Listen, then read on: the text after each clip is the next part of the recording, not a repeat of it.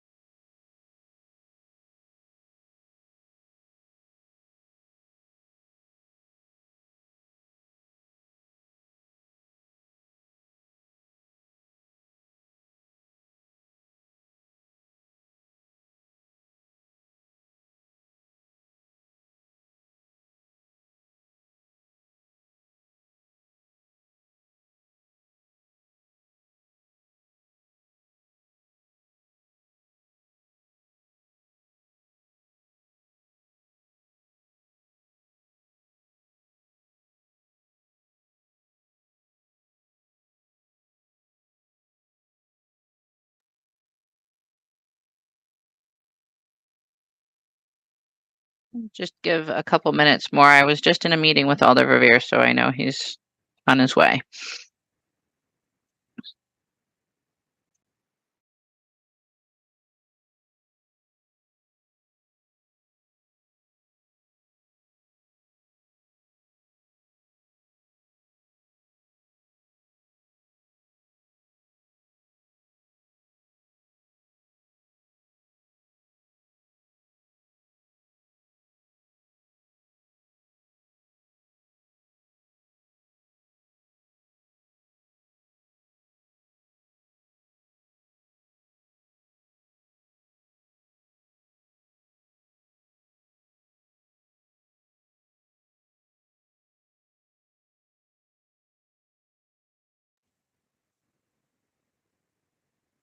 All right. The hour of 4:30 having come and gone, I will call to order the Finance Committee meeting of Monday, March 25th, 2024, and ask staff to please call the roll. Alder Revere. Here. Alder Vitiver. Here. Alder Madison. Here. Alder Evers. Here. Alder Rummel. Present. Mary Forum. Thank you. We have no general public comment, so are there any disclosures or recusals on today's agenda? Seeing None. We'll move on to the consent agenda. Just a couple of notes on item 2. Megan Tuttle is on the Zoom if anyone would like to speak with her. We have registrants available to answer questions on item 19 as well. And we have a number of discussion items. So items 21, 22, 23, and 24. Well, 24 is not precisely a discussion item. So items 21, 22, and 23 will be separated for discussion. Are there other items that members of the body would like to have separated? Alder Rummel. Thank you, Mayor. Hi, everyone. I would like to pull number 12, the purchase services for the State Street campus garage parking, etc., and number 20, the local sales tax. 12 and 20. Thank you, And Alder. I assume from what you said, we should pull 24 because it's not the discussion. If you'd like to discuss it, then yes, you should. Thank you. Yes. Okay, so 12, 20, and 24. And I'd like to meet Megan, so. And 2. Thank you. Thank you, Alder. Alder Vitever? I have a very brief question on item 10. Item 10. All right, thank you, Alder. Any other items that alders would like to have separated from the consent agenda? If not, then the items that I have for separation are 2, 10, 12. Sorry, turning pages is hard. 20, 21, 22, 23, and 24. Are there any additional items? If not, can I get a motion, please, on the balance of the agenda? Alder Vitever? Move to approve. Is there a second? Second. Moved and seconded to approve the consent agenda. Is there any objection to recording unanimous vote in favor? Seeing no objection, the consent agenda is approved and all items except 2, 10, 12, 20, 21, 22, 23, and 24 are dispensed with for any staff who were here for those items. Then we'll move to item 2 and we'll ask, hold on. Megan, I'm going to promote you to panelist. Can I get a motion to confirm on item 2? So Alder moved. Vitever, Alder Rummel will move. Alder Vitever will second. Thank you, Alder Vitever and Rummel. So moved and seconded. It's before us, and Megan Tuttle is with us. Megan, welcome. Would you like to just introduce yourself, please, to the Finance Committee? Good afternoon. Thank you, Mayor. Yes, thank you all for the opportunity to meet you this afternoon, and thank you for your consideration of the contract. I think you may know from the mayor's announcement a few weeks ago that I am currently working as the planning director in Burlington, Vermont. But I am also originally from the Midwest and from Northeast Indiana specifically. I've worked for communities in Pennsylvania and Burlington, which are also host communities to major institutions, and have had the wonderful opportunity to work on a wide range of, I think, very relevant issues in the communities that I've worked in to those that you are working on in Madison. So I'm very eager and excited to join the team there, and happy to answer any questions that you may have for me. Thank you, Megan. Are there questions? If not, thank you very much for joining us. We're looking forward to having you literally join us here in Madison before too long. It's been moved and seconded. Is there any discussion? Seeing no discussion, is there any objection to recording unanimous vote in favor? Seeing no objection, we'll record a unanimous vote in favor, and thank you again for joining us, Megan. Thank you all. Have a good evening.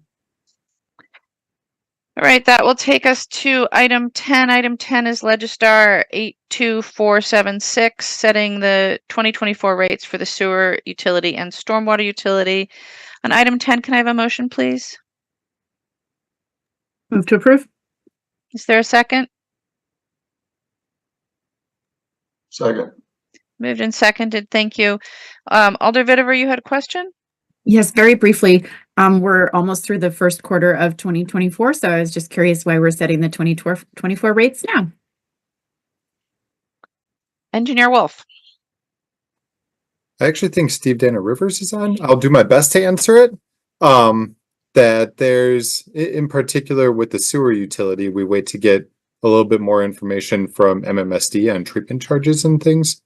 And then we usually just kind of try to tie these together. We had tried to get it on the previous agenda, but I was ill and on vacation. And so we kind of missed the last cycle. So there was a little delay on my account because of that too. Steve, did you want to add anything? No, I think what Jim said is correct. It is primarily based on when we get information to come up with the best, most complete picture, and then set the rates after that. And like he did mention, it is later than we'd like to have it be, but it shouldn't be a problem for the utility. Alder Vitever? Sorry, when do they go in? The new rates go into effect, and then when do they get reassessed for the next period? For the sewer utilities, since it's based on usage, they go into effect on the bills that go out May 1st, because the next council meeting isn't until in April now because of the election. And the stormwater ones, since they're just based on the passage of time and they're not based on usage, they would go into effect on May 1st. And then be reassessed then next year, hopefully not this late, but early in 2025 would be the next point. Thank you. Thank you, Alder. Any other questions on item 10? It's been moved and seconded. Is there any discussion? Seeing no discussion, I would just like to note that I think at least the sewer rates are lower than we had projected going into this budget. So that's a little bit of a break on the ratepayers. Seeing no discussion, is there any objection to recording unanimous vote in favor? Seeing no objection, we'll record a unanimous vote in favor of item 10.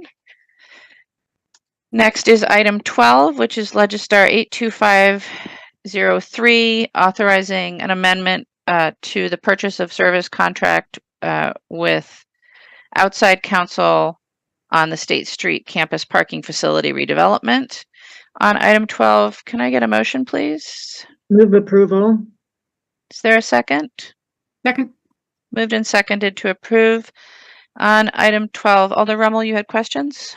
Yeah, I'm not sure I see the city attorney here, but I just wanted a general question, like why we need to, in this case, have this special contract, and what's the status of our adding new staff to the city attorney's office who will be experts in real estate, sort of a big picture look. Thank you. Attorney Haas? Sure, thanks, Alder. So this firm we retained this firm last year, I believe, maybe late the year before, to work on this Lake Street ramp project.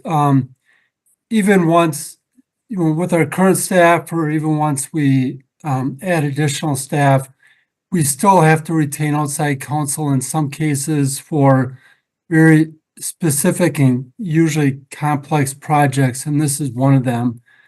We also have some outside attorneys working on some other economic development projects, such as Truman Olson, the public market as well. And so sometimes we need firms that have some additional depth and expertise. In this case, it was specific to the fact that it's a condo development essentially, and there's fairly complicated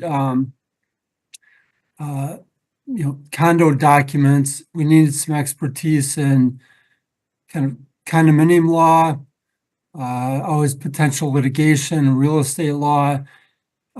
So our office, along with economic development, when we originally settled on this firm, we invited a handful of firms to kind of submit proposals.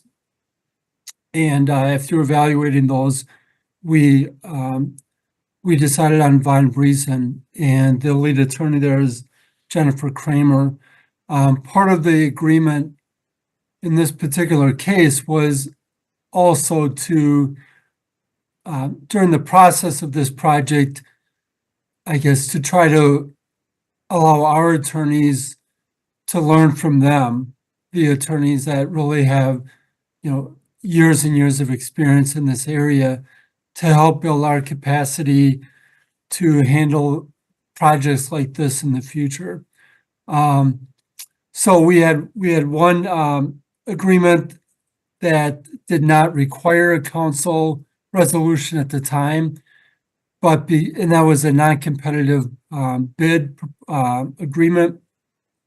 Because this is being renewed as a non-competitive bid agreement, the finance department does not have the authority to simply authorize these agreements, which is why this resolution is before the council. The second part of your question regarding we do have an additional attorney position, which we appreciate the council and the mayor supporting in this year's budget. We are at the tail end of that recruitment process, and we hope to be making a decision in the next week or so. Typically, I will say these positions that are more specialized in our office, this happened with the position that was specific to representing Metro as well. It's really difficult to find attorneys that have exactly that kind of specialized experience that we are looking for. And so, I wouldn't be surprised if the attorney we bring on board is going to need some substantial onboarding and facing a learning curve even after they join us. Thank you, Attorney Haas. Two more follow-up questions. One is assuming the new hire will be part of this project, is there anyone else in your office that would be, I guess it's a team effort, of course, but is there any in particular?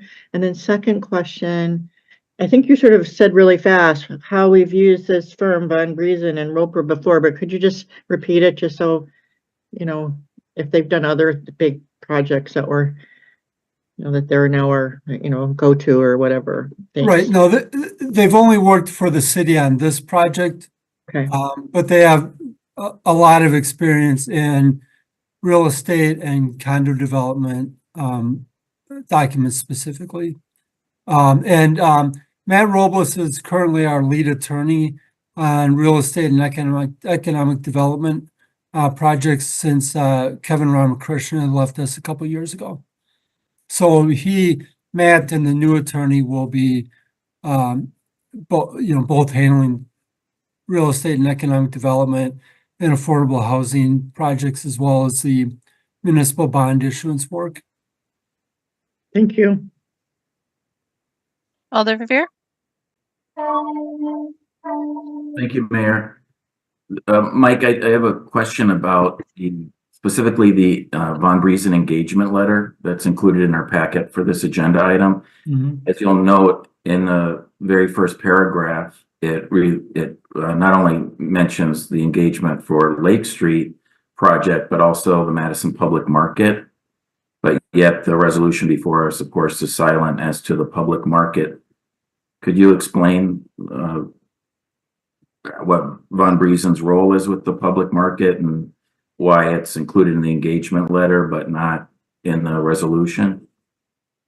That's a good catch. I think that's an error because we have two separate agreements with them, one for public market and one for Lake Street ramp. So our intent was only to renew the agreement related to the Lake Street ramp. What they've been doing regarding the public market, again, it's a condo project. And so I'm not as familiar specifically with what they've been working on, but I know they've been working with Matt on that project as well. Very good. So the bottom line is there are two separate service contracts with Von Briesen, Right. similar, distinct, and as it relates to the public market, you are not seeking any additional authorization as it relates to that. Correct. We still have room under their original agreement related to public market representation.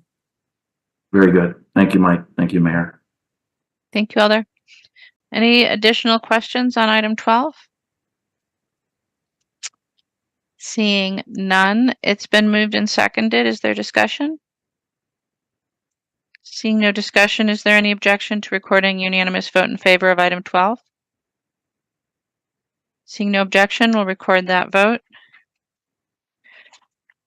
And that will take us to item 20, which is Legistar 82079, directing the Finance Department to issue a report analyzing operating budgets and calling on the legislature to authorize local sales tax options. On item 20, a motion, please. Move to approve. Is there a second? Second. Moved and seconded. Alder Rummel, did you have questions? Yeah, I just was curious on where staff was at with this. It's kind of like putting two different things together in a resolution, not that they're not unrelated, and I guess I would like just to learn a little bit more about what our sending a resolution about sales tax, what else we'll be doing as part of that initiative if it passes. I suppose, Dave, that's a question for you. I can address the lobbying portion of it, but question. I think the resolution is calling for, that the council would call upon the legislature to authorize a local option sales tax for cities in Wisconsin, as well as creation of transit districts. And then it also asks for a comparison chart of over the last 5 years of budgets, looking at the city's population, the operating budgets by department, any sort of transfers between departments, the impact of the town of Madison attachment, and any other useful data relating to department operating budgets.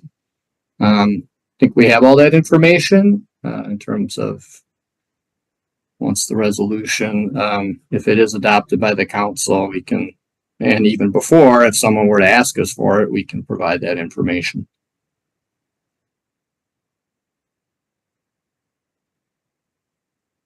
and Alder Rummel, does that address your question? As it still seems to me, it's almost like they should be two separate things, but I'll ask my colleagues what they think about that point. Yeah, and Alder, I think just to address the sort of second piece of what, how we might go about communicating with the legislature. I mean, obviously we already have in the last session, and continue to have conversations with our delegation now. It will be a new delegation in, after November. So it would be my intention at that point in time to reach out to certainly the Dane County delegation and possibly beyond that to start to have conversations about a number of things, including sales taxes, regional transportation authorities, and other questions around revenue, levy limits, et cetera. Exactly what that looks like, I think we won't know until November. But certainly at that point in time, I think it would be appropriate for the city as a whole, my office, the council, to work together on that, including perhaps having a resolution that puts the council officially on record. I don't know that it does harm to do it now. It might be prudent to wait and know what the landscape is a little bit better, or to be more specific, come the fall. But certainly, honestly, whether the council acts or not, it would be my intention to be having these conversations with the legislature and, of course, with the governor's office. Thank you. Alder Madison? Thank you, Mayor. I just wanted to ask specifically, I guess my first couple of read-throughs was just to understand, let's just say this happened, like why just for transit? Like what, because I'm also thinking about like surplus. What would happen if there's a surplus, for example? So why is it just limited to transit? I'm not sure who that's a question for, Alder. I mean, I guess I'm just trying to understand.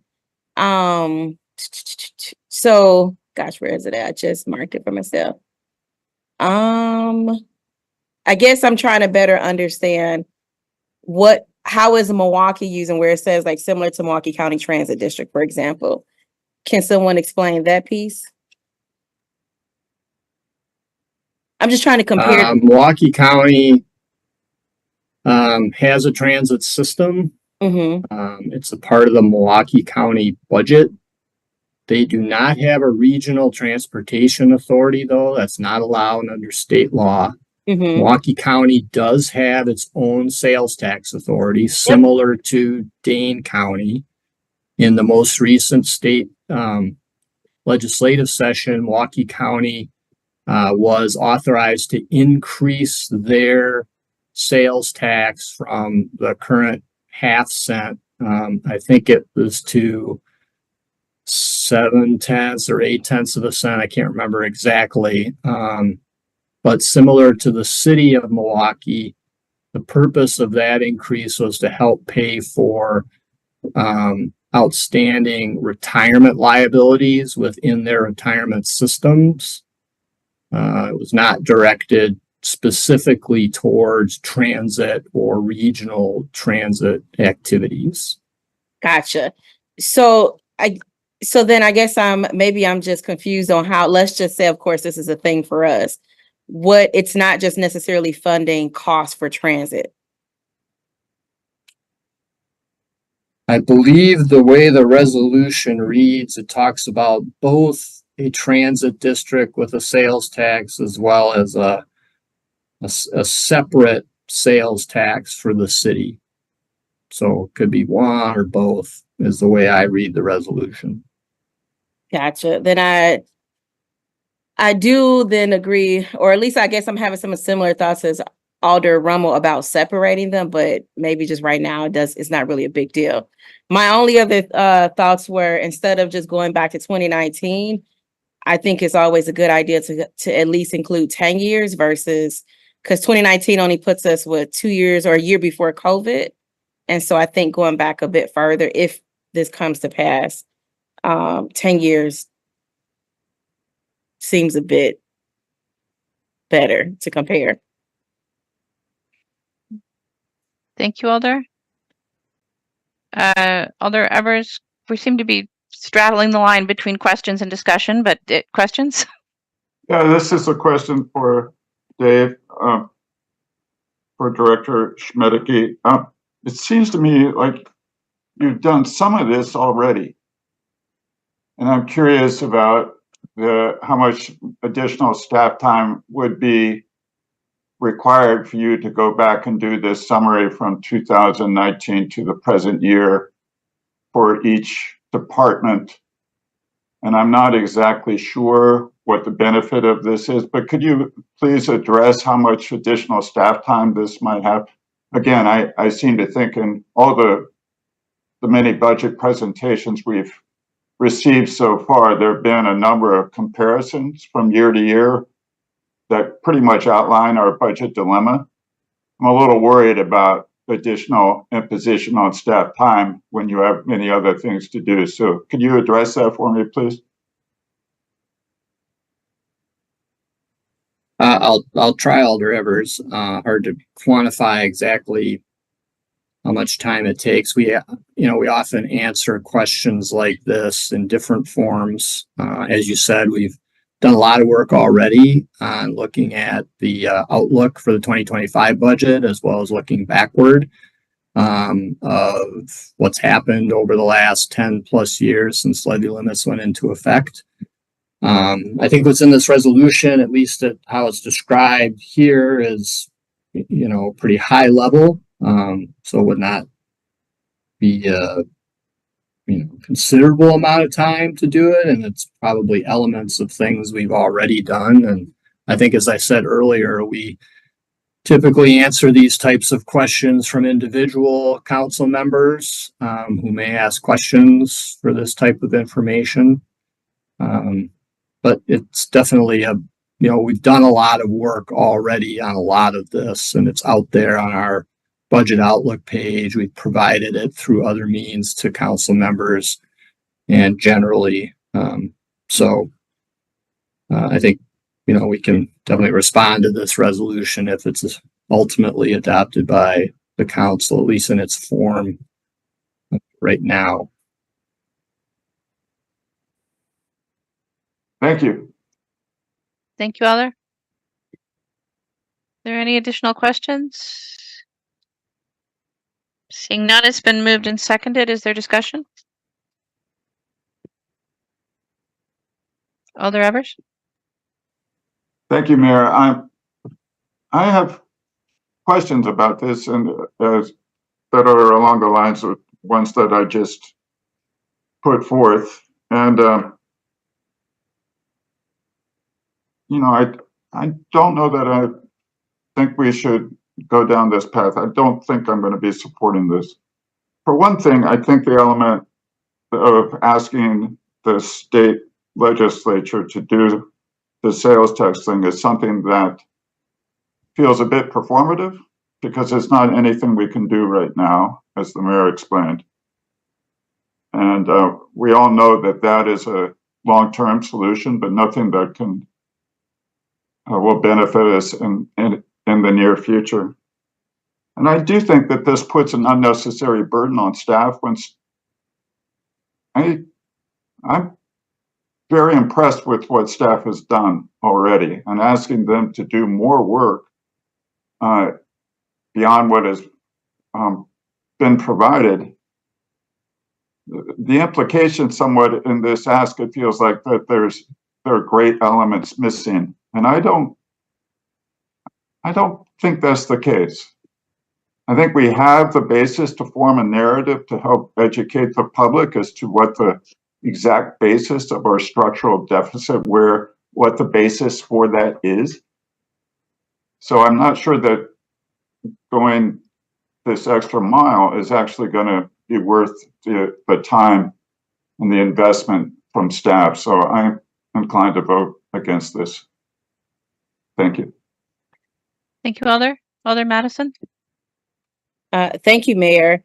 I guess I have similar thoughts to Alder Evers, because I'm never going to get it correctly on the first try. But You did, Evers. Evers. I wanted to be Evers though, so that's probably easy to do that. But Evers.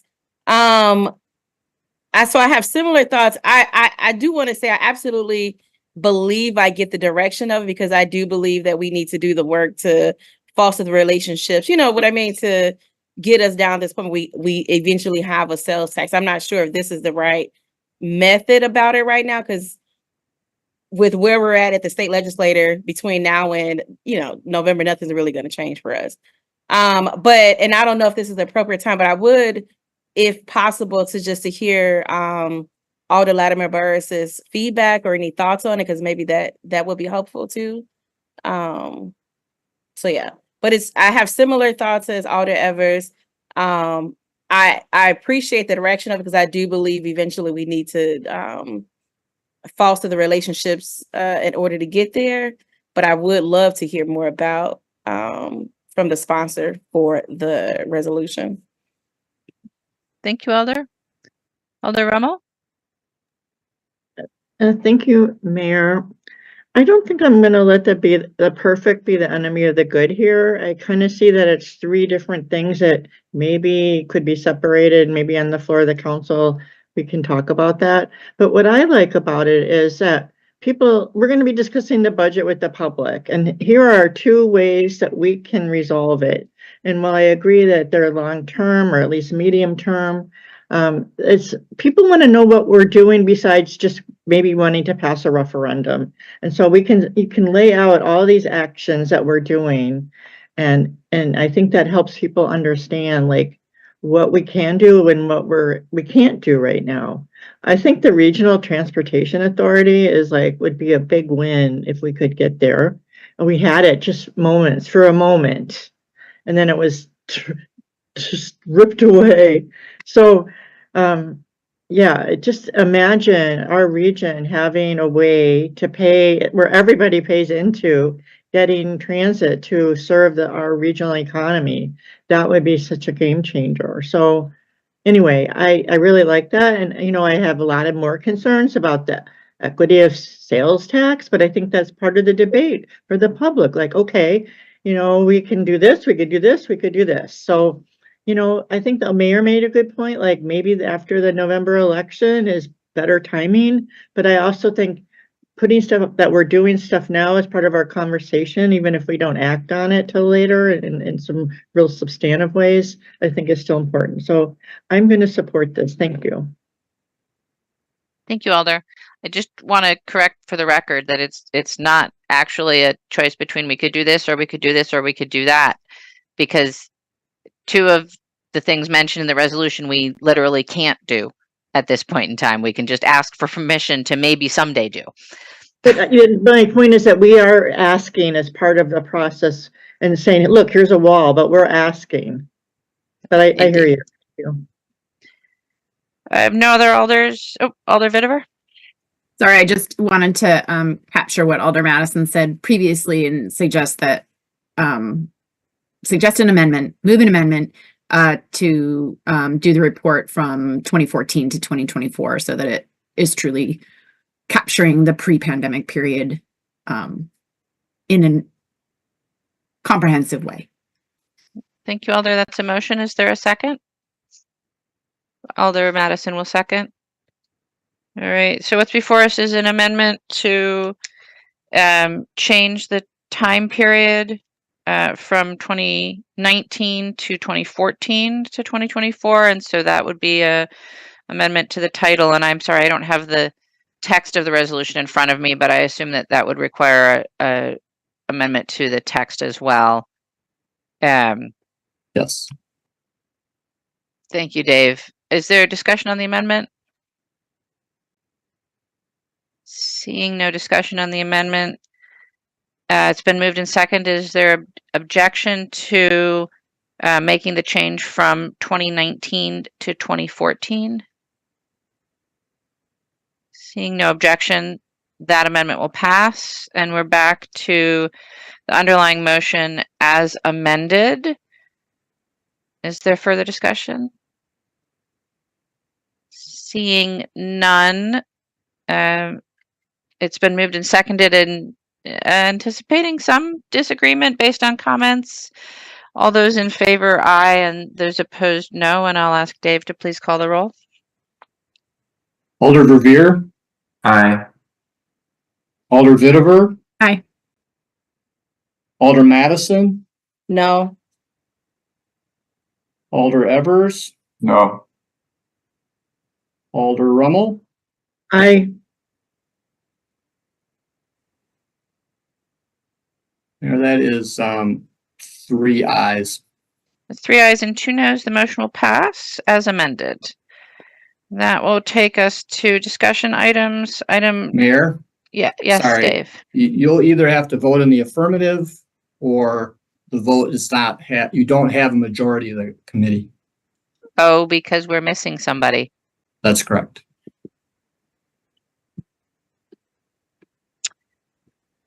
The chair will vote no, then, which changes the result. All right, so our next item is item 21, Legistar 82617, the Olbrich Botanical Gardens Conservatory Assessment Phase 2. I assume this is a staff presentation. Looks like we have Randy Wiesner here. Good afternoon, Mayor and Alders. Yeah, I'll be representing, and I believe Tanya Zastro, Director of Olbrich, is also on.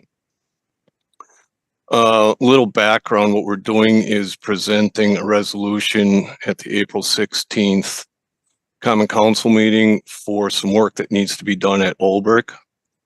The bulk of the Olbrich campus was built 32 years ago, and certain portions of it are in need of further assessment and repair from 32 years of wear and tear. Last year, we commissioned one of the local structural engineers to do a structural analysis. Some of their findings within the Bolts Conservatory found areas that needed further assessment, but they weren't prepared at that time to do those assessments because it required removing moldy insulation, checking structure behind that insulation, etc. So we, in January, put out an RFB, a request for bid, to have a second phase assessment done within the Bolts Conservatory, and received no bidders. Consequently, we're pursuing a non-competitive contract with IMEG, who did the assessment last year. They were able to assemble a team of a general contractor, themselves as a structural analysis engineer, and another local engineering firm that does glass analysis, to complete a phase 2 assessment, look for any immediate repairs, particularly in the upper reaches and in the glazing units. And basically, we want to do a non-competitive change order for, or I'm sorry, non-competitive contract for these people so that we can get it taken care of this year. We are right now, either right now or just completed normal staff maintenance in the middle of March, where heavy pruning was done in anticipation of this project so that we can get a man lift up into the cupola. And the Parks Commission has approved keeping the conservatory closed through the end of, or I'm sorry, the middle of June, so that this work can be accomplished, and we would really like to get it done. It's been budgeted for in the 2024 budget. It would behoove us to get it done as soon as possible, as there are other things throughout the complex in coming years that we also need to do this type of work for. It's just age is catching up with us, and previous people didn't maintain it as they should have. And it's no fault to everybody. Us in the facilities are finding this throughout all of the city facilities. And we're just trying to keep up with them. And Olbrich is a very important jewel to the city. So that's a brief overview, subject to questions. Thanks, Randy. I see that Tanya is here as well. Tanya, I don't know if you wanted to add anything. I'm here. I don't really have anything to add. Randy said it well. We're just trying to sneak this in between. We have some weddings scheduled at the middle of June, and then Butterfly starts. So we have a very narrow window. We really don't want to ruin someone's wedding by. So if this doesn't happen now, we're going to have to wait till next year, which won't be good. And just to be clear, this is on as a discussion item, so you're not asking Finance Committee to take any action at this time? I believe that latest discussion, and Dave is aware through Mary Richards, that we're going to be doing this by suspension of rules at the April 16th Common Council. So you'll be looking to introduce something And get it approved and get it approved simultaneously. the same night. Yes, ma'am. All right. So in light of that, then any questions from the Finance Committee? Seeing none. Thank you both for the heads up. Thank you. Right. Item 22 is next. It's Legistar 82609. Update on our ARPA allocation. I Mayor, I'll be going through this. And then assumed we'll it was have either some you or Christine. Yeah, and then staff will jump on as we get to each agency with ARPA funds. So I'm gonna try to share my screen here. Can everyone see that? Great, thank you. So this is an update, American Rescue Plan Act funding, specifically from the state and local fiscal recovery funds. We'll be talking about expenditures through 2023. Those are the expenditure periods that we've gone through so far. There will be another report to Treasury, U.S. Treasury next month. We'll be getting project updates on sustainability and in the Community Development Division on housing, emerging needs, and violence prevention. Some of the small business support programs in economic development, and then some public health background on environmental health and violence prevention. So just a quick overview. We received a little over $47 million through the state and local fiscal recovery funding under the American Rescue Plan Act. Under the federal law, those monies need to be obligated, meaning through a purchase order or contract by the end of this year, 2024, and be fully expended by the end of December of 2026. The council in 2021 adopted a resolution that split that 47 million roughly in half, a little under 23 million for community investments. So towards community priorities, addressing the impacts of the pandemic, and focusing on one-time costs, given that this is one-time funding. And then the other half, a little over 24 million, was allocated as allowed under the federal law for government services. So to help maintain current service levels funded from the general fund, as well as stabilizing both the Monona Terrace budget and programs funded through the Room Tax Commission. We do have these these reports available online at the Finance Department budget webpage. If you want more information, we have posted 9 quarterly reports as required by U.S. Treasury, starting about 3 years ago through December of 2023. We'll be doing another report next month. That'll include the first quarter expenditures for 2024. We do not yet, as a result of that, have the Q1 2024 expenditures and what we're about to show you. We also submit, as required under federal law, an annual recovery plan, and that includes more detailed reporting on the outputs and outcome measures required for each of these programs.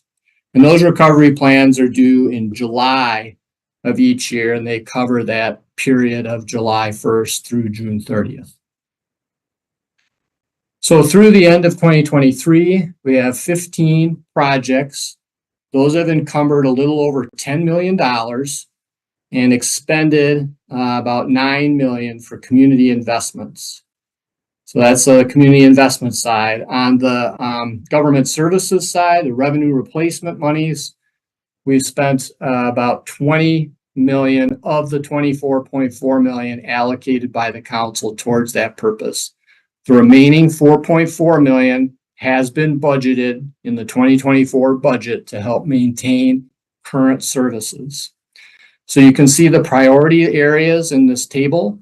total budget by those priority areas, what's been obligated and expended, which total about 30 million, and total expenditures of about 29 million within all that, with all that revenue replacement that's been obligated so far having been expended. Graph on this page just gives you some of the breakdown by each of these priority and project areas. So the sort of dark gray elements of the bars in this graph show the budget amount. So just looking at youth-centered housing, 2 million has been allocated to that. None of that has been either spent or encumbered. If we look at unsheltered homeless support, about 7 million has been allocated. Roughly half's been spent.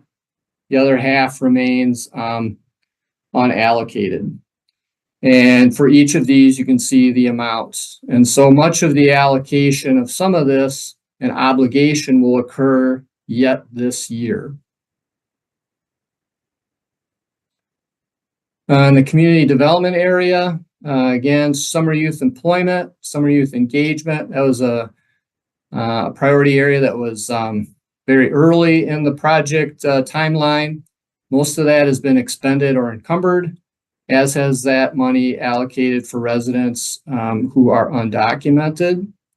And the healthy aging and education and engagement contract, and most of the connection to basic needs. In economic development, most of that money went into small business equity and recovery.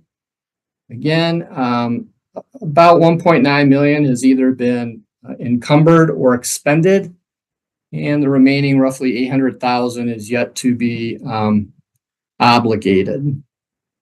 And then you can see retail building improvement and the public market foundation operating support. Most of that has been either expended or obligated. And then in the public health area, about 1.2 million was for violence prevention through public health. A little under $1 million's either been expended or encumbered, and the remaining 200,000 is yet to be placed under contract. You can see the PFAS allocation, and then the community alternative response for emergency services, the CARES support and evaluation. That money is yet to be encumbered. So we'll now turn to the agencies who will walk through the status of each of the projects in their area. I think first we have sustainability. Hi everyone, Jessica Price here, Sustainability and Resilience Manager.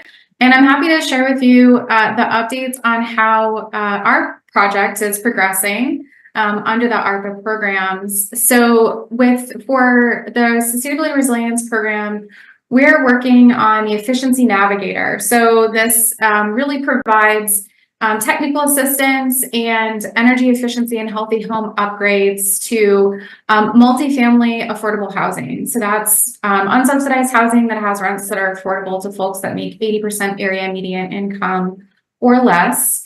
And this is an ongoing project that we are planning to wrap all of it up in 2024 with the ARPA funding. And as you might know, there are capital dollars in our budget for this program as well. This is a highly impactful program in our community. So far with the ARPA funding, we have completed 2 buildings that have 18 units total. 3 buildings with 12 units total are in progress, and another 8 buildings have received their initial assessment. So that's basically an energy audit where someone goes through with the building owner and evaluates what would be necessary in that building to improve the efficiency of that building and reduce the energy bills. This program is implemented by Sustain Dane in partnership with Elevate Energy. These types of upgrades include things like weatherization. So that's weather sealing to reduce the amount of air that's escaping the home, air source heat pumps, insulation, boiler and water replacement, electric stoves, things like that.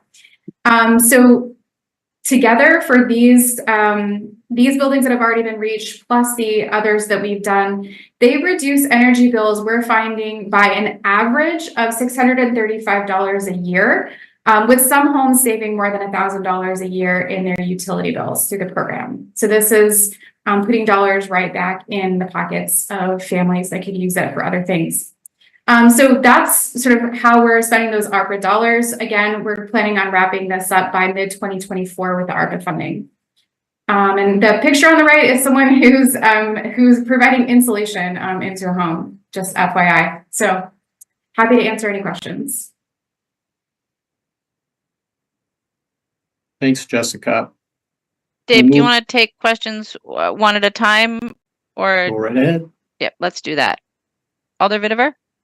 Yeah, I was just curious about, in return for getting this funding for the property owners, what do they then have to do in terms of a pledge of keeping the space affordable?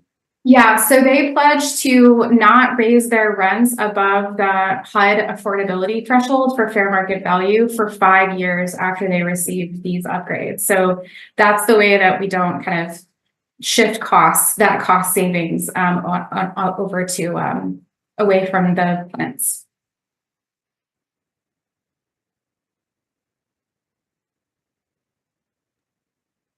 Thank you, Alder.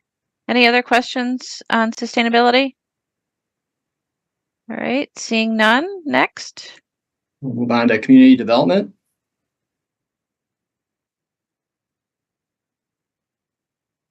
Jim, you're muted. This is also new. Good evening, everybody.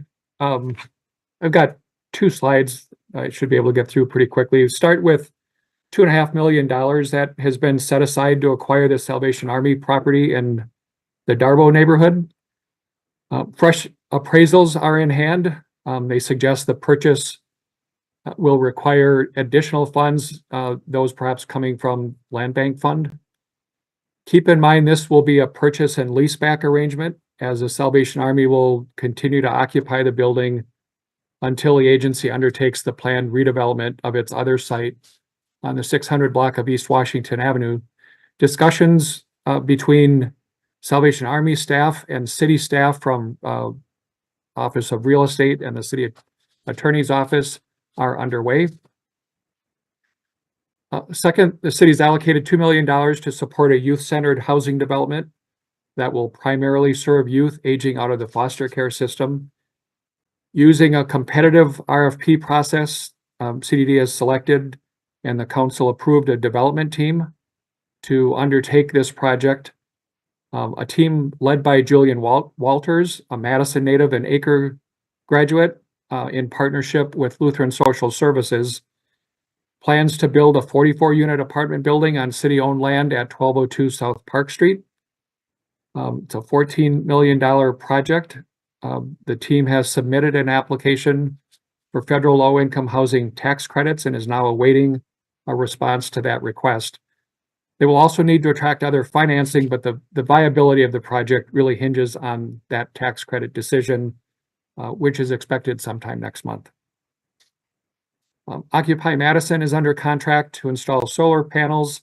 Got a bit of a delay and some missteps. They need to go back and rework some of what has been done there, and that work is expected to be completed by the fall. I skipped over the emergency rental assistance entry. There was a $400,000 allocation to pay the costs of staff needed to administer a separate stream of federal emergency rental assistance funds. But that second stream, you might recall, made provisions itself for administrative expenses, including staffing. And so we pretty quickly drew on that money to support staff and redirected most of the ARPA dollars toward unsheltered homeless support. The Unsheltered Homeless Support Project has and continues to receive the benefit of other redirected ARPA dollars as well, including, for example, money that was initially set aside for a hotel conversion and a renter's choice program, neither of which went forward.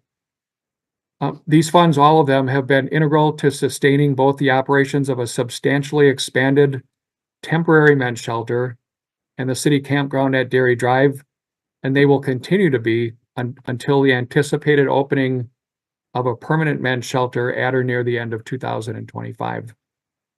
And of course, ARPA will contribute $2 million toward the construction of that new shelter as well. The project is currently out to bid with responses due back to city engineering on or about May the 9th. Next slide, Dave. This second slide summarizes the projects and activities that received ARPA support in 2022 and 23, providing assistance to undocumented immigrants in Madison who were generally unable to access other COVID-related federal funds, and as part of a broader violence prevention initiative, helping a host of community partners expand youth employment programming and conduct other youth-oriented activities. Those efforts have largely been wrapped up, including a consultant-led effort to reimagine, by the way, how we might better serve older adults in Madison. So in sum, there are several sizable chunks of funding allocated to specific projects like the Darbo acquisition, like the youth housing development, the construction of the new men's shelter, ongoing support for the temporary shelter in Dairy Drive Campground, dollars that are still unspent, but very much remain on track to be used as planned by the council. I'll stop there and take any questions. Thank you, Jim. Questions for Jim? Alder Vinover. Jim, I am sorry, but I have not seen outcome data on how things are going with folks who are temporarily housed either at Dairy Drive or the homeless shelter, or for that matter, Salvation Army. Like, what is our rate of being able to move people into permanent housing? The rate at the last information that I have seen, Alder Vinover, the rate at Dairy Drive, which has a dedicated support service team on them, so we would expect the success rates to be much higher, and indeed they are. They have been in that 40-ish% rate. People that have utilized that campsite being connected to permanent housing. I don't have the specific numbers. I can certainly get those if you'd like, but that's been about where we've seen those numbers at about 40%. At the shelter, the success has been much less in terms of getting people connected to housing. I think that is an element of this operation that has lagged a little bit, and certainly is going to need to be expanded upon with the opening of the new shelter. Where there's been success at the men's shelter has been in efforts to convince people, many of whom in years past have opted not to use the shelter, but have been doing so in increasing numbers. Part of that may be a reflection just of increasing rates of homelessness in Madison, but because we also note that the number of unsheltered homeless single adults in Madison is quite significantly lower than it has been in the past. We think that some of that growth is attributable to people who haven't in the past used shelter but are now. Thank you, Alder. Alder Madison. Thank you, Mayor. I just wanted to more so ask about the violence prevention and youth engagement programming. I guess my question is, so it says 11 agencies, for example, were selected to implement programming. So I guess my biggest question is, how many of these agencies where that programming will continue beyond, not necessarily because the city is funding or they, still have ARPA dollars, for example, but were new programs created that may sort of go away because the funding has gone away? It's a great question, Alder Madison. Most of the funds went to established agencies that were in position when these funds emerged, in position to expand their programming, and so we took advantage of that. There were maybe a half dozen or so agencies that we had not funded in the past that we were able to support. They were able to expand their operations. I think those operations have largely contracted. They continue to look for other funds. Some of them have been successful, some not. But I think by and large, these efforts took advantage of agencies in the city that had been doing the work that was being asked of them and were asked to expand.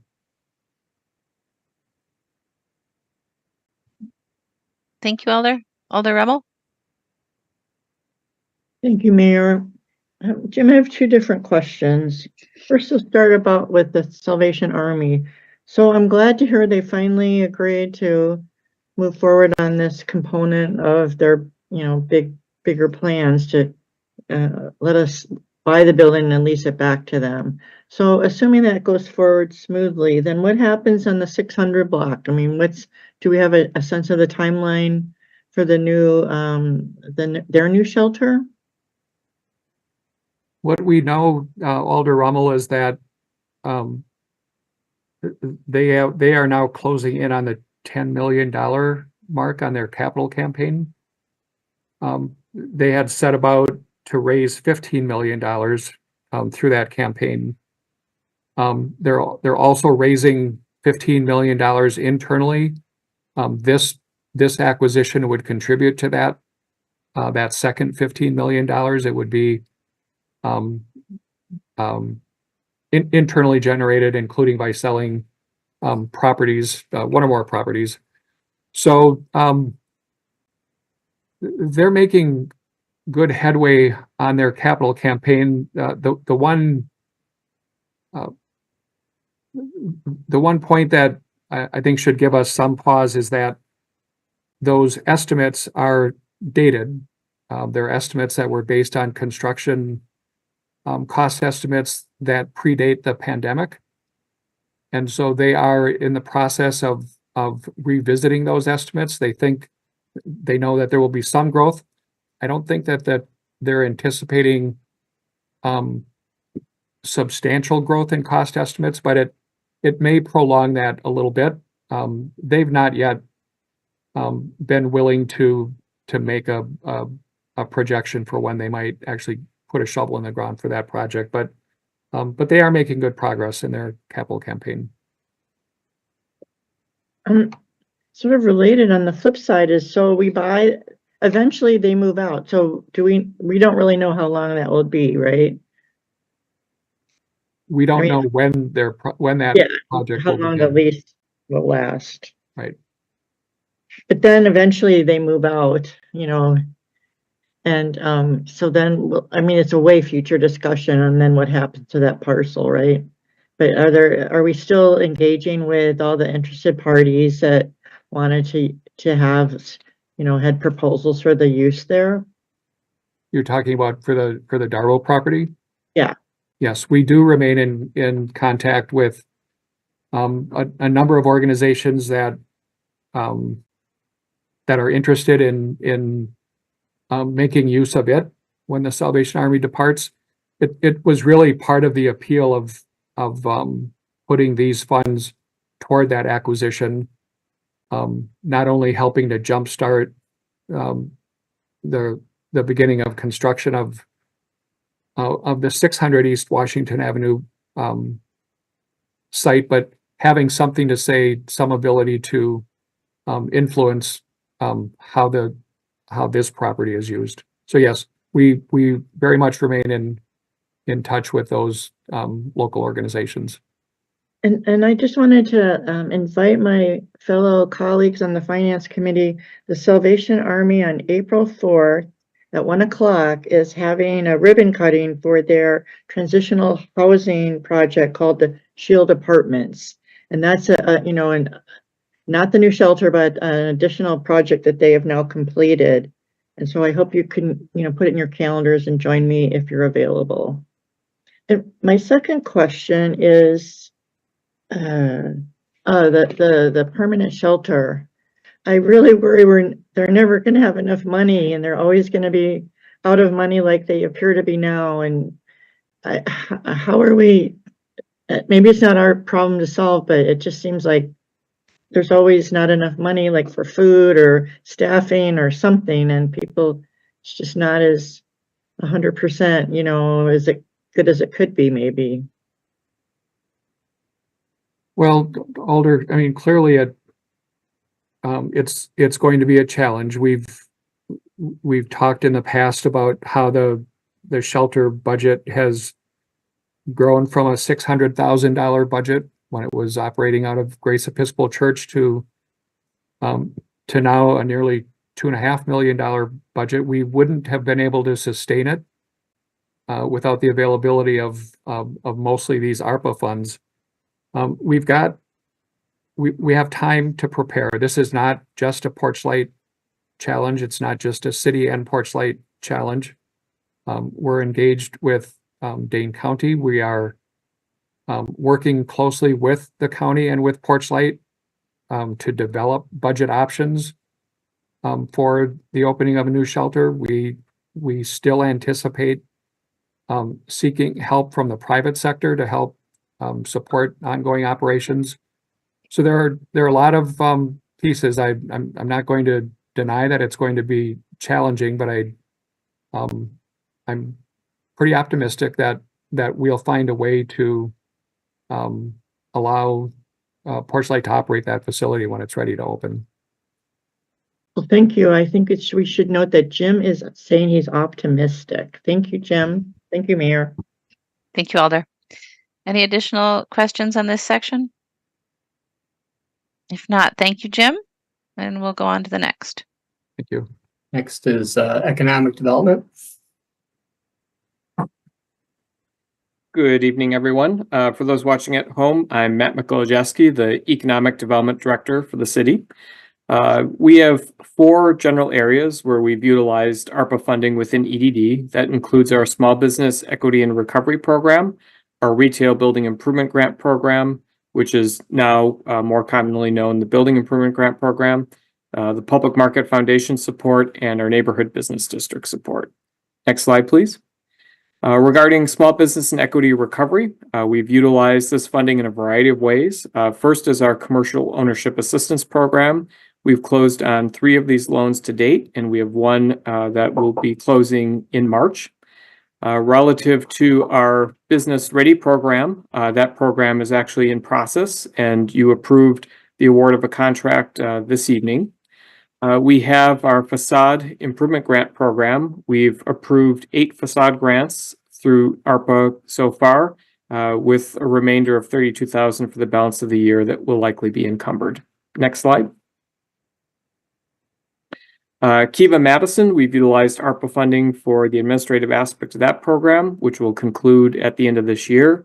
We've also utilized it for our pop-up shop program on State Street, which will be likely winding down this fall. And we've approved nearly $1.3 million of building improvement grants, 32 grants in total. Next slide. In addition to SBER, we've utilized funding for support of the Madison Public Market Foundation, as well as our Business District Support Program, in which we've funded 9 organizations for about $250,000. Next slide. That would be it. Happy to answer any questions. Thanks, Matt. Questions for Matt? Alder Vinover? Matt, could you just remind us about the public market that was primarily funded with TIF money? And my understanding is that meant that the city could not provide operational support. So how does it work with ARPA funds in this case? If you could just kind of give us the background on that quickly. Sure. So as you indicated, the primary city support that the city has provided for the public market project is for the physical construction, the capital investment that's being made, and that is primarily being funded via TIF. The city, though, also through the ARPA program provided financial support to the foundation for their operating purposes, basically to allow them to continue to operate during some of the delay that was caused in the project. And these ARPA funds were available to be used for those more operating related purposes, and that's what we decided to do in this case. So, but it doesn't, there are rules around TIF money, and the fact that this was ARPA money doesn't impact those rules in any way because of the source of the funds. Am I getting that right? Yes, so TIF cannot be used for operating expenses, and which is why we haven't used TIF for operating expenses of the foundation, but ARPA funding could. So these are really two very distinct and separate sources of funding being used for two very different and distinct uses. Okay. Thank you, Alder. Any other questions for Matt? Seeing none, thank you, Matt. Thank you, everyone. We have public health next.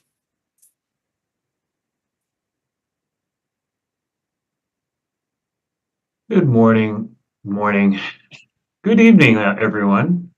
I'm John Hosbeck with Public Health Madison-Dane County. I'm going to talk with you about the PFAS work that's been going on.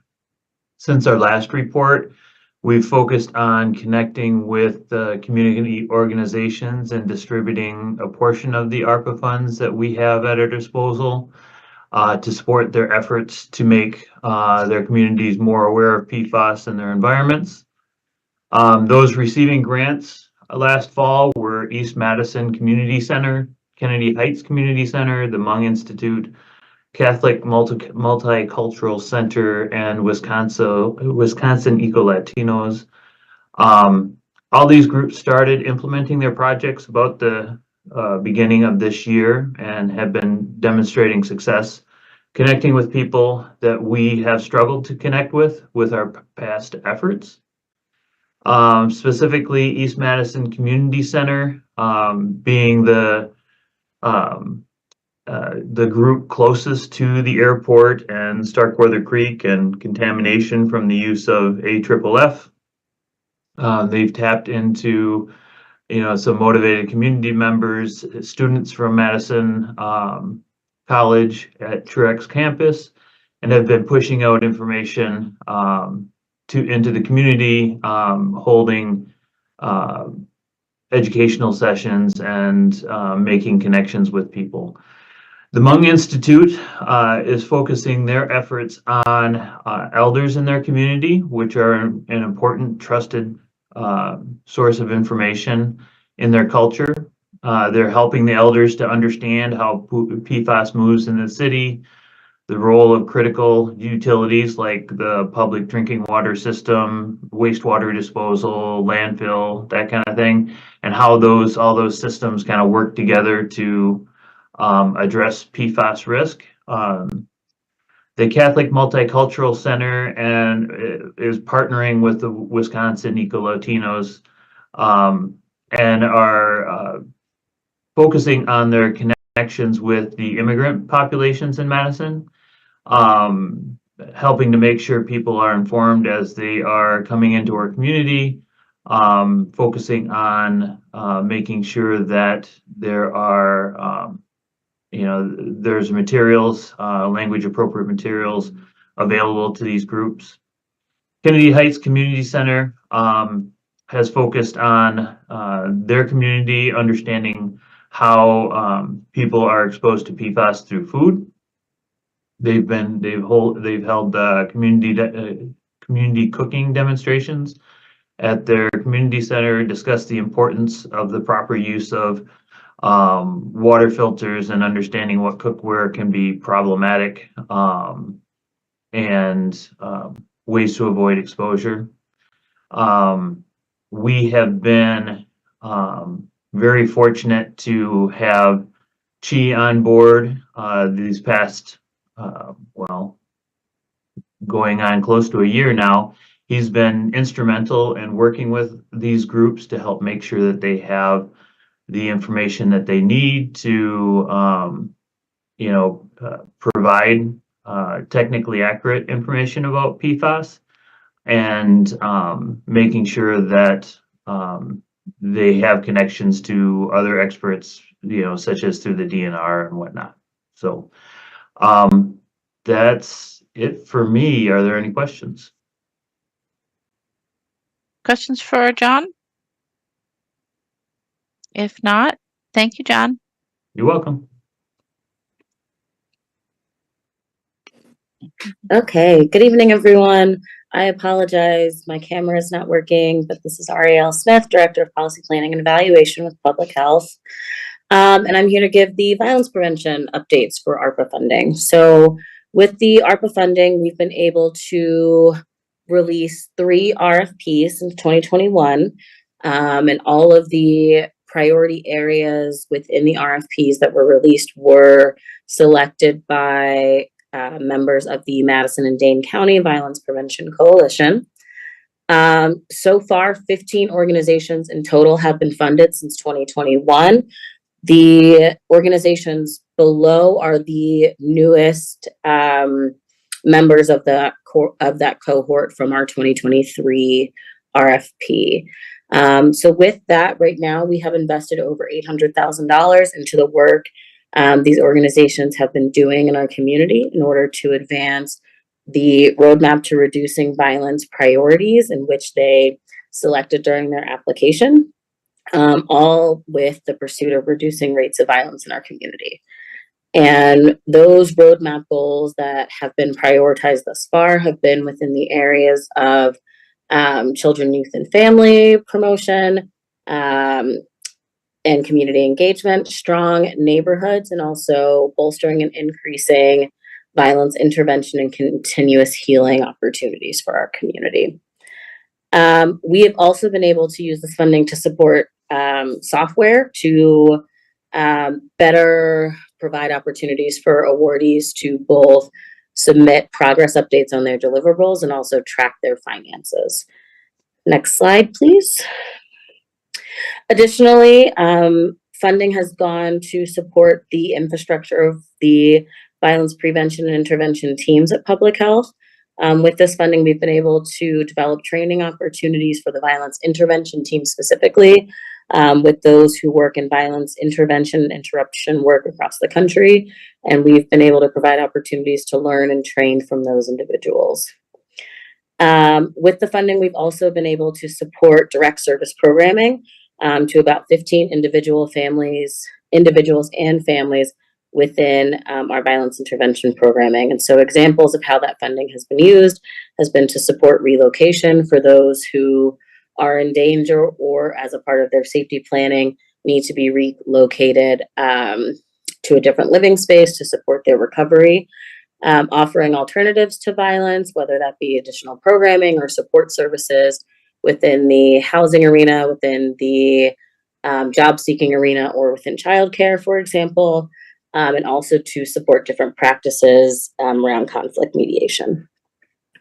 And I believe that is all I have. I apologize, there is one slide missing for a CARES update for ARPA funding.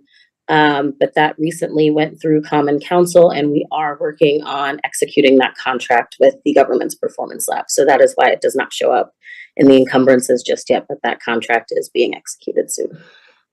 And I am happy to take any questions. Thank you, Ariel. Questions for Ariel? Alder Vitever? Ariel, what is the sustainability of these programs going forward as ARPA funds lapse? Good question. The grant program currently is slated to end. There is a chance that the county will be giving us additional funds to continue the RFP granting program through 2025. But after that, we will no longer have funding to support putting dollars out in the community to organizations who are also working within the sphere of violence prevention or providing services to our violence intervention clients. Giving us the opportunity to do some of those warm handoffs to other programming. Additionally, violence intervention program is going to take a budget cut. Right now, about 60% of the budget is being made up by surplus ARPA dollars that we had due to some delays in funding at the beginning of the project. I would say those are our most significant concerns in terms of programming lost with ARPA dollars. And I will say on the care side of things, it'll just be one large contract for evaluation. We won't be able to do continuous evaluation for cares. Any additional questions for Ariel? If not, thank you, Ariel. Thank you. And it looks like that is it. Any overall questions for Dave? If not, thank you, Dave and team. And Alder Rummel?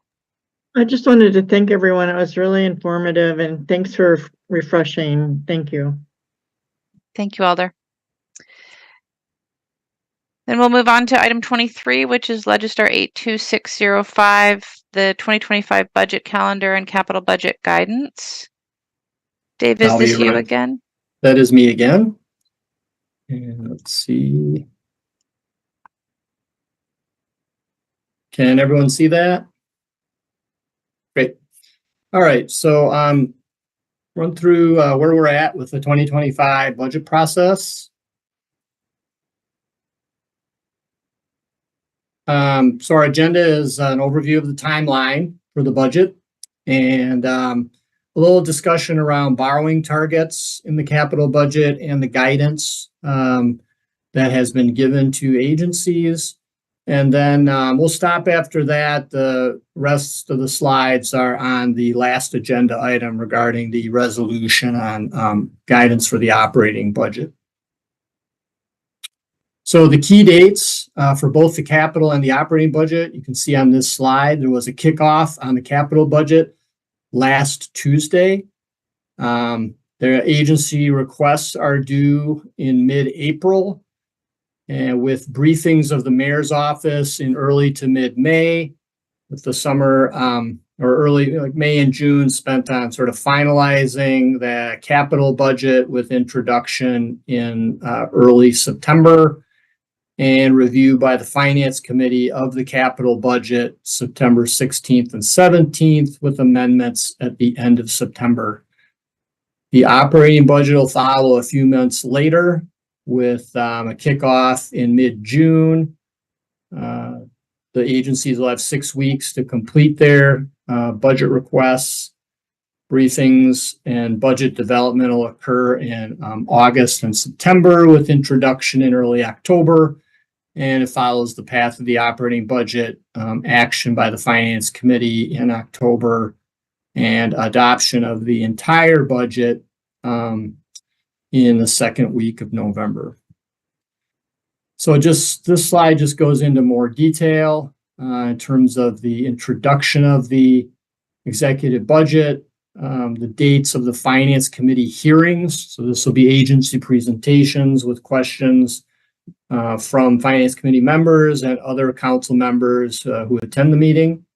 And then there'll be amendments, the weeks that you see there in September and October, with the various deadlines, a Wednesday deadline, September 25th, for amendments, with amendments released, sorry about that, in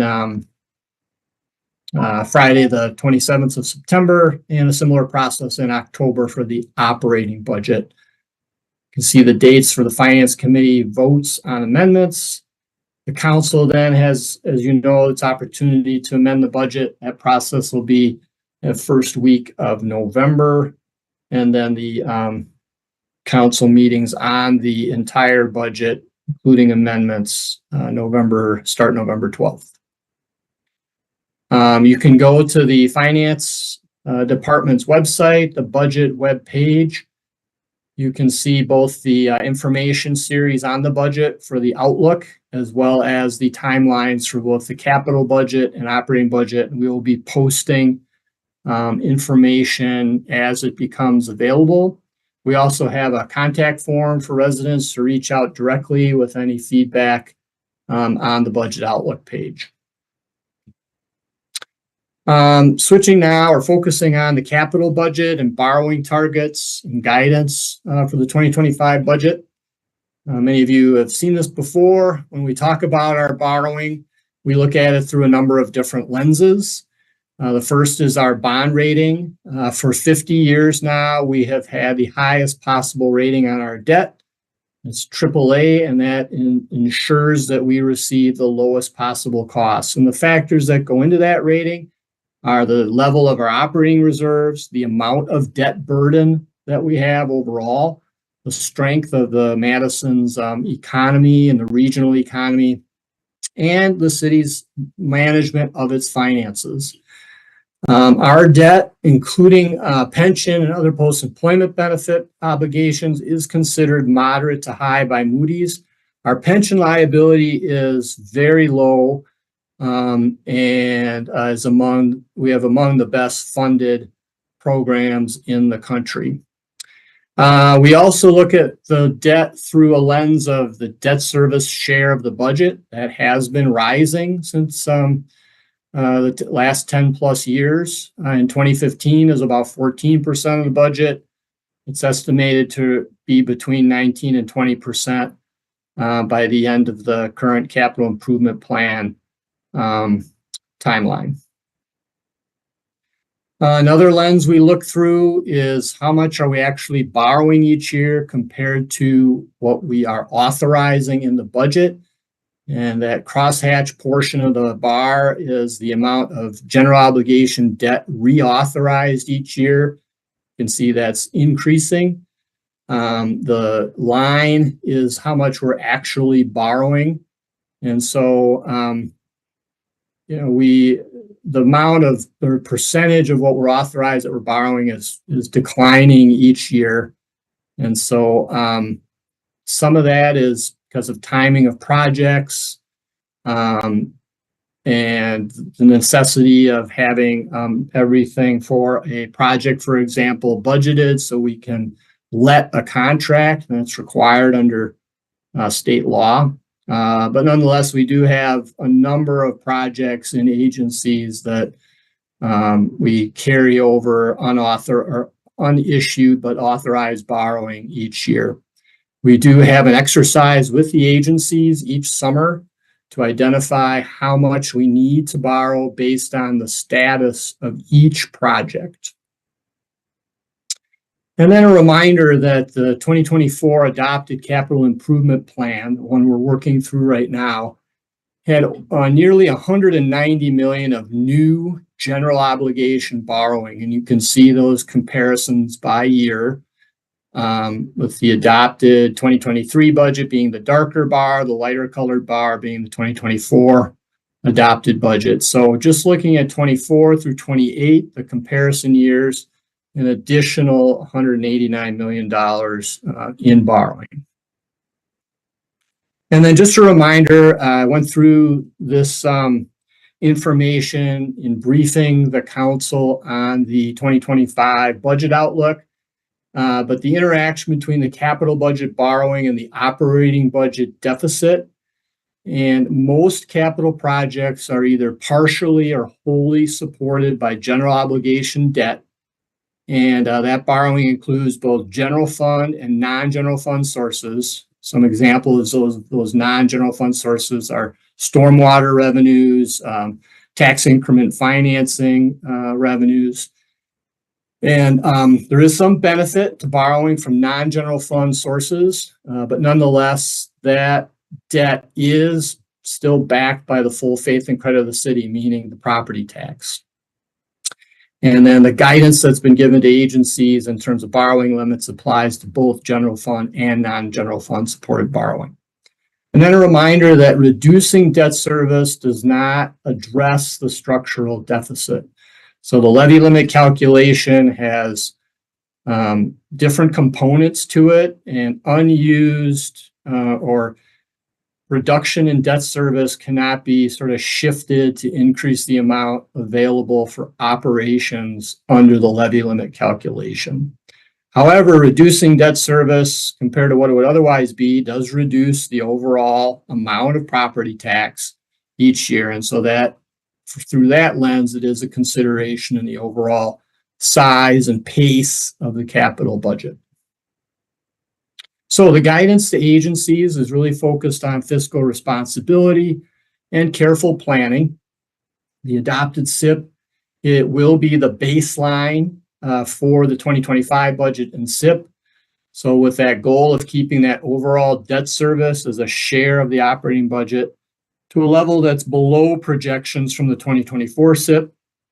And so agencies have been directed to keep their borrowing requests at the same level as what's in the 2024 SIP. They can shift money between years as long as it's budget neutral, and requests for new or additional funding will be limited. Agencies have been asked to scrutinize their projects and programs approved in the 2024 SIP to be sure they're realistic and that they have sufficient staff capacity to complete them. And then just a reminder that the entire SIP will or could be scrutinized, and so those things that are in the adopted SIP may not be guaranteed funding in 2025 or beyond. Again, looking back through that lens of borrowing targets. And then capital programs, and a program as a reminder of those things that are funded each year. So it might be reconstruction of streets or resurfacing of streets. Those programs, agencies with programs can request a 5% increase in those programs in the final year of the SIP, the new year of the SIP, which for this upcoming budget is 2030. For new projects with non-general obligation borrowing funding sources, so there can be requests that might be state and federal grants, for example, the Inflation Reduction Act, elective pay credits, TIF increment, look for opportunities to maximize federal dollars, secure federal grants, and an agency can submit a request in any year of the SIP as long as they can demonstrate that they can get that project done using these other funding sources. If the funding sources are tentative, the current status should be described in the proposal. So we've just asked agencies to do that. And another area is if they know project costs are going up. There's been bids on recent construction projects or updated studies, or there's emergency needs that were not identified in 2024. And then other requests for funding can be submitted in the last year of the new SIP period, which would be 2030. Agencies, again, are asked to prioritize their projects and show that in their submittal memo, and submit additional information for any new projects or funding increases. And so you can see the alignment questions there on racial equity and social justice, sustainability and resilience, strategic plans, budget information, and operating impacts from the proposed projects. And then agencies are required to include a justification for any changes in the SIP in terms of timeline and change in years and things like that. As you know, the capital budget's had a horizon list in it for the last few budgets.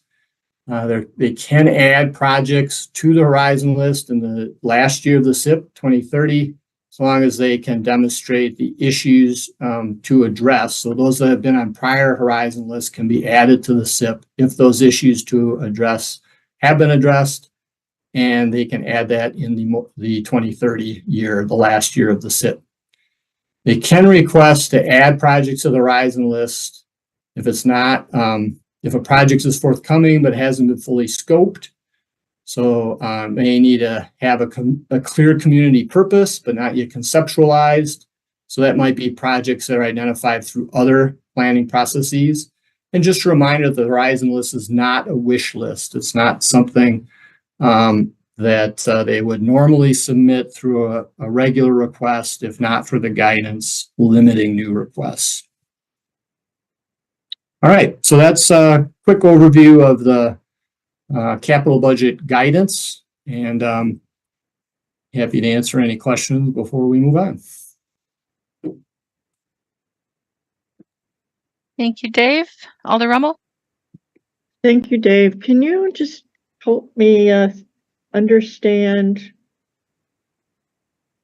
Well, two questions. Like one, why the last year of the SIP can increase 5%? Like what's the benefit? What's the thinking for that?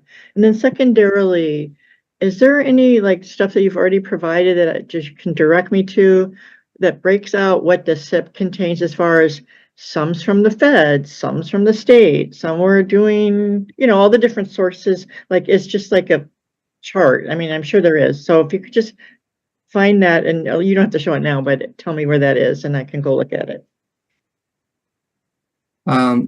Sure. Thanks for that question. The reason for 5% for programs as opposed to projects, so projects are discrete, like a building or something like that, is, when we're looking out at the end of the capital improvement plan horizon, that's 5 years out. So trying to accommodate inflation and things like that within these programs. We had a similar allowable increase in the 2024 budget. Your question about funding sources, that can be found in the budget. There are summaries of funding sources by agency in the summaries at the front of the capital budget, the adopted 2024 capital budget. You can see that within each of the agencies in the budget document, and we'd be happy to walk through that with you in more detail. And maybe just, yes, I'd like that, but on this, at the 30,000 foot level, at some point I don't know if you said it to everybody, but I heard you tell me, like, well, something like the BRT, well, it's already in process. And meanwhile, the feds are paying for a huge percentage of it. So, cutting that, I'm just hypothetical, Mayor, don't worry. Cutting that would be not really, solve anything. I'm maybe overstating it, but I mean, that's what I'm getting at, is like these different types of sources have different weight, if you will. Yeah, and I think the guidance to agencies is really placing a premium on if they have federal grants, for example, Bus Rapid Transit, heavily funded from federal dollars. That would be projects like that, or programs that are funded with federal or basically non-general obligation debt. Can be entertained in the capital budget development process for that reason. Thank you. Thank you, Alder. Any other questions for Dave? If not, thank you, Dave. And we'll go on then to item 24, which is Legistar 82456, establishing guidance for developing the 2025 city budget. On item 24, can I get a motion, please?